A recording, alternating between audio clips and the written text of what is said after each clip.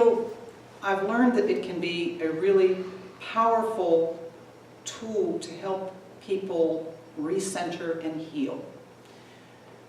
It certainly is personally for me. We all know, and I think we have experienced different kinds of times when music has elicited emotions on the part of us, joy and sadness, maybe even agitation. It may relax us to sleep, or it may just energize us to get through the day. Cheerful music can be a real tonic. A soaring passage can just soar the heart, just pierce the heart, can't it? It can result in getting a wave of recollection of joys in the past, things like that. Have you ever cried during a film? Everybody's cried during a film? Yeah, but if you think about it, and maybe you have, if the music hadn't been there, the music is the thing that drives you to cry. You wouldn't do it without the music. It's just amazing. So, then you also have things like a lament. A lament can unfreeze the emotions. It can break a dam in us emotionally. Let us feel the flow where things had been obstructed, immobilized. I think about a lament called Hurt. It's by a band called 9 Inch Nails. Some of you are familiar with it. My favorite version of that was sung by Johnny Cash, actually. It was about the year he died. He did his last album. And he put all of that hurt of a lifetime of receiving and causing hurt. And it was just an amazing performance of that piece. It touched me. You're all familiar with Aldous Huxley. He wrote Brave New World. He also wrote about other things as well. He wrote an essay on music, and he said this: "From pure sensation to the intuition of beauty, from pleasure and pain to love and the mystical ecstasy and death, all the things that are fundamental, all the things that to the human spirit are most profoundly significant, can only be experienced, not expressed. The rest is always and everywhere silence. After silence, that which comes nearest to expressing the inexpressible is music." I find that to be the case. It can make us experience grief and pain more intensely. And have you noticed that when music most often affects us, it's when we're totally involved, not just with our ears, but with our bodies. For instance, a live performance, it just affects us more than listening to a CD. Or dancing, when we have music and we're dancing with it. It's a different kind of all-body experience. Or listening intently with somebody that you really love. I remember years ago when my son, who's 36 now, was just a kid. And you know, he had his music, but I was trying to introduce him to different kinds of music. And I had this CD of great arias, just the greatest arias that had ever been written, opera. And I asked him to sit down with me at the piano, just on the bench, and listen to it. And we sat down together for about a half hour and listened to these arias, one after the other. Just amazing things that are intended to pierce the heart. And we both had tears running down our face after. Holding hands with your kid and listening to opera arias. There's nothing like it. Now, music is used by therapists as well for persons suffering from things like depression and dementia and brain injuries resulting in loss of speech ability, things like that. And science has actually discovered that certain combinations of notes and such have a way of engaging both sides of our brain at once, and that can bring therapeutic value. I thought that was pretty interesting. I have music therapist friends, professionals who've actually studied and gotten degrees in music therapy. And they use music to help people relax or engage or center at places like hospice and Alzheimer's units and kids with learning disorders. And they've had some pretty amazing results with these applications. But at the same time, music isn't a drug. There's no guarantee that therapy will actually take effect when it happens, when it's given. For music to succeed for healing, something I think kind of mysterious and maybe even capricious needs to happen. A creative impulse has to be released as part of all of this. I'm not a music therapist, but I've got a little bit of experience and some observations with this. For example, I was playing with my Celtic band one year at a senior place where they had an Alzheimer's unit as well. This was over in North Georgia, and it was near St. Patrick's Day, so we were playing that kind of music. And I remember there was a fellow there, his name was Jake, and he wasn't responding and hadn't responded for years. He'd lived there for several years, but he hadn't responded to anything, any stimulus. He'd been diagnosed with Alzheimer's 7 years before. He just sat. And he didn't recognize family, or he didn't recognize caretakers. And we started off playing a series of jigs to get people moving, and most people did, everybody did, but Jake didn't. And then my musician friend Margie started singing My Wild Irish Rose. And with that, Jake started singing. Jake hadn't even spoken. Jake started singing in a full tenor voice. And if that didn't bring down the house, then he followed it by singing When Irish Eyes Are Smiling. There must have been something about that music. This resonated with him, reminded him. He came to life, if only for a bit. And when that happened, it was also pretty wonderful for all the people who worked there. People who didn't ever had an opportunity to see him, the real person, before.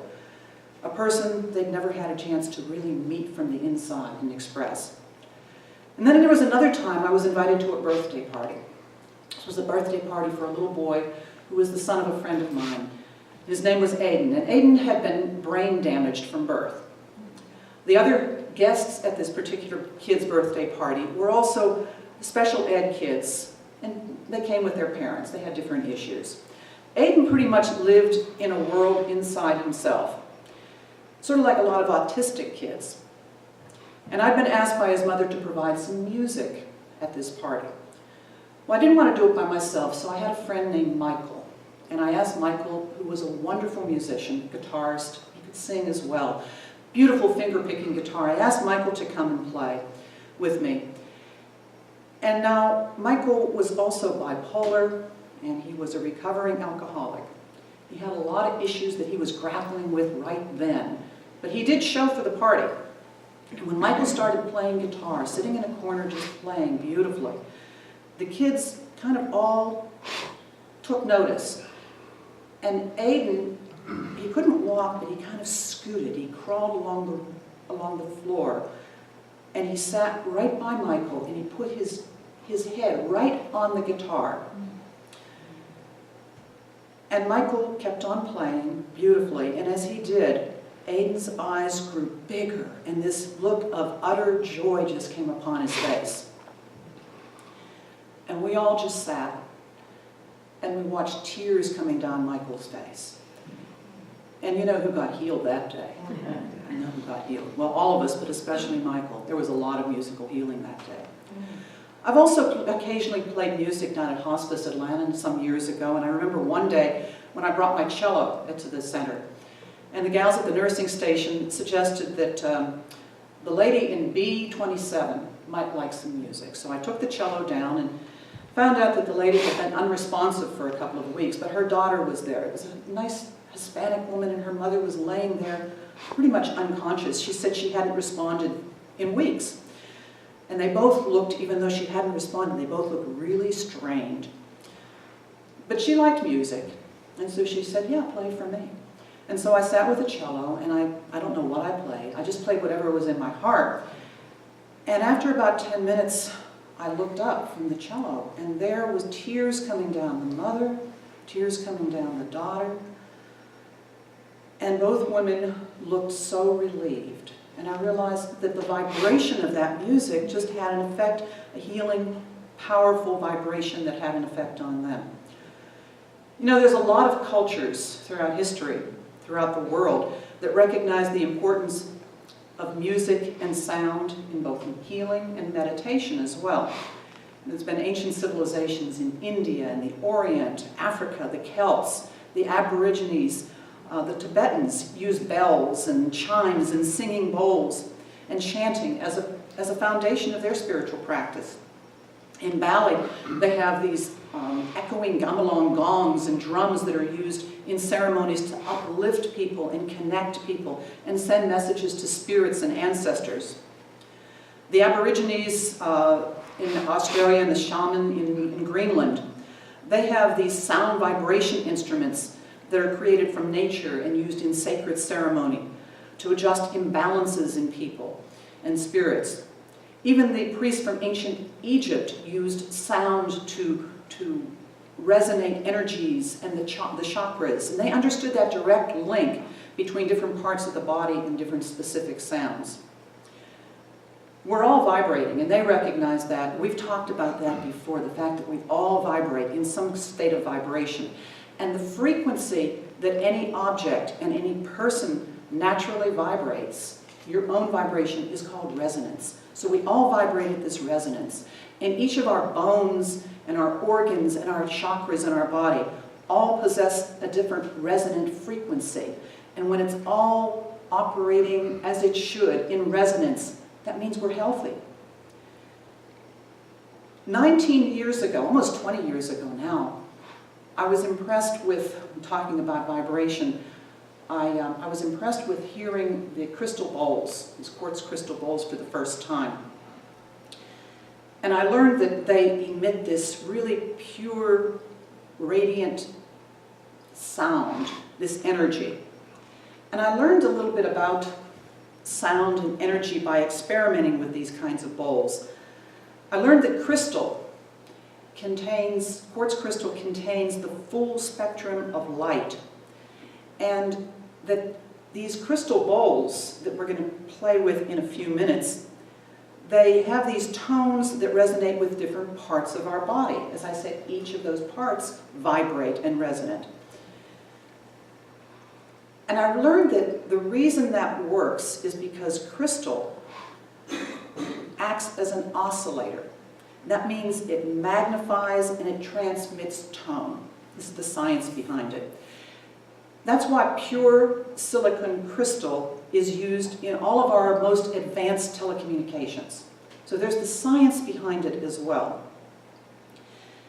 And it's used in timekeeping systems. All of our watches have crystals and it keeps it going. Now the tone in each of these crystal bowls produces this vibration in this sound field with wave patterns that are going to resonate with the body in the physical area. It's sort of like a powerful radio transmitter. And you're going to feel it. The bowls are made of nearly 99% silicon quartz. And amazingly, our own bodies are also made of crystal, a lot of it. The body's composed of many different crystalline substances, and our cells contain silica. So there's a natural affinity to these quartz crystal bowls. Our bodies can be changed with sound. And through sound, it's possible to change the rhythms of our brain waves, as well as our heartbeat and our respiration. These pure crystal tones can affect your brain activity. Sometimes people get into altered states of consciousness even.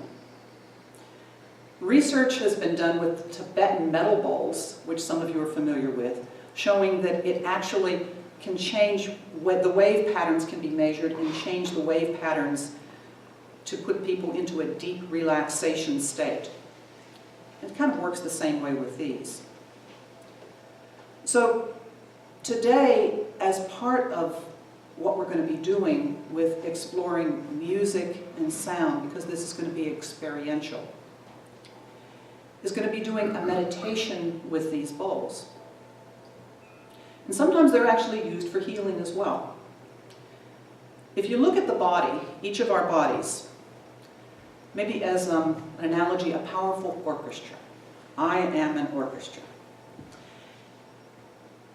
And an orchestra is in a state of health when all of the musicians are playing correctly. When they're playing the right tune, when they're playing the right note, the right rhythm. The orchestra is doing things in a healthful way. But when you take the second violinist and she gets her sheet music kind of messed up, and she ends up playing a different piece than everybody else is playing, Chris is looking at me horrified, like, did this really happen to you?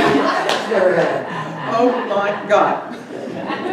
Well, if she doesn't stop playing, if it keeps on giving off those wrong vibrations, that's going to bring the whole orchestra down to a place of discord. And when you have an organ or a part of your body that's vibrating out of tune or non-harmoniously with the rest of your body, we call it disease. And when a body is in a healthy state of being, every cell's really working well. Every organ creates resonance of its own and is working in harmony with the whole being. That's the way it works. But when there's a blockage at some level, some part of us, when there's a blockage, it makes sense that the organ in question, that part of our body in question, stops vibrating as it should. And that can result in some illness. Science has learned that with light and with sound, we can actually break up and put things back in order. We can dissolve kidney stones sometimes with sound. We can release blockages, ultrasound to cleanse clogged arteries and break up kidney stones. It's very powerful. And you've all heard of a singer who can actually, with her voice, break a glass. Have you ever seen that actually done? On television, I have. Maybe Ruth could do it, I don't know. No, not today, anyhow. Not with these here. Not with these.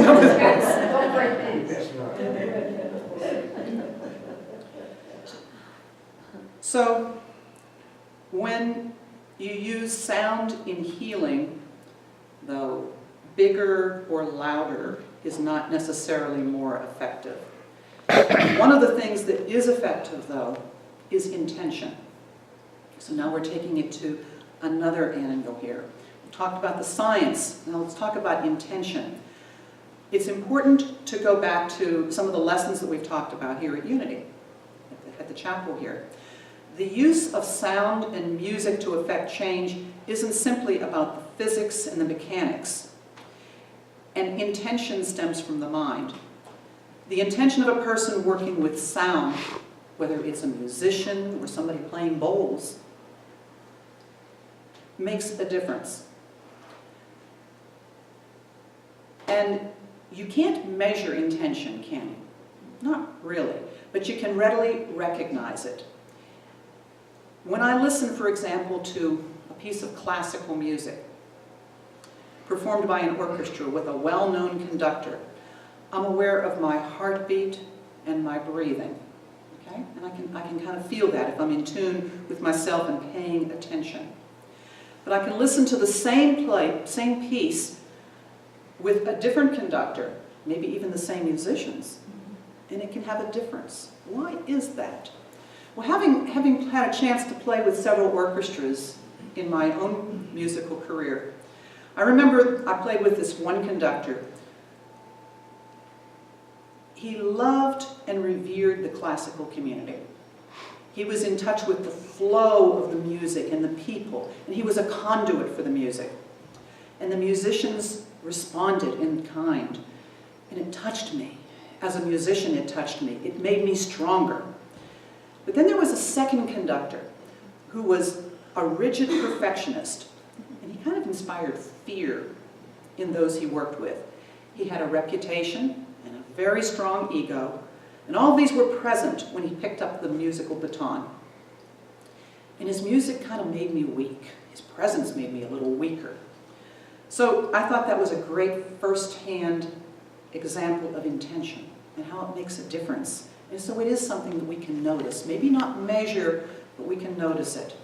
Same sounds, but very different influence on me. And I think if you could remember, maybe on you too, as you think back. Now, if you consider that you got 75 musicians in that orchestra, and they're all being affected like that, so it's even multiplied more that intention. on his instrument, which are the musicians.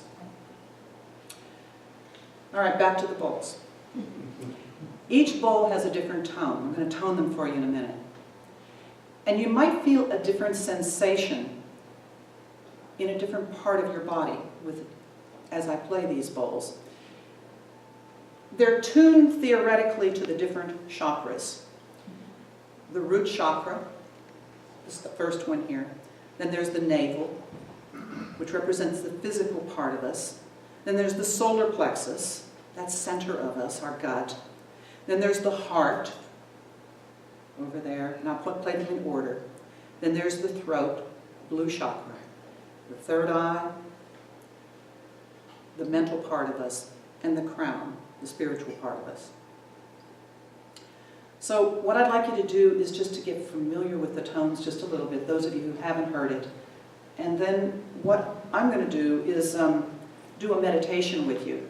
I'm going to play each bowl, each chakra, beginning from the lower chakra for about a minute. And I'm going to ask you to set your intention as we go into this experience. My own intention is just simply that we all let our minds be free, be creative. And you know, that's another piece of this as well. Intention, but also let yourself be creative as you do this. You can close your eyes, and I kind of recommend it. But don't just hear the music, actively listen. Be conscious of your body and what you're feeling in different parts of your body. Where you feel a vibration. Sometimes it's going to be pleasant, sometimes maybe it's not going to be so pleasant. Be conscious of where you feel energetic or uplifted. Be aware of the emotions that come up. And as you move through the chakras, think about that.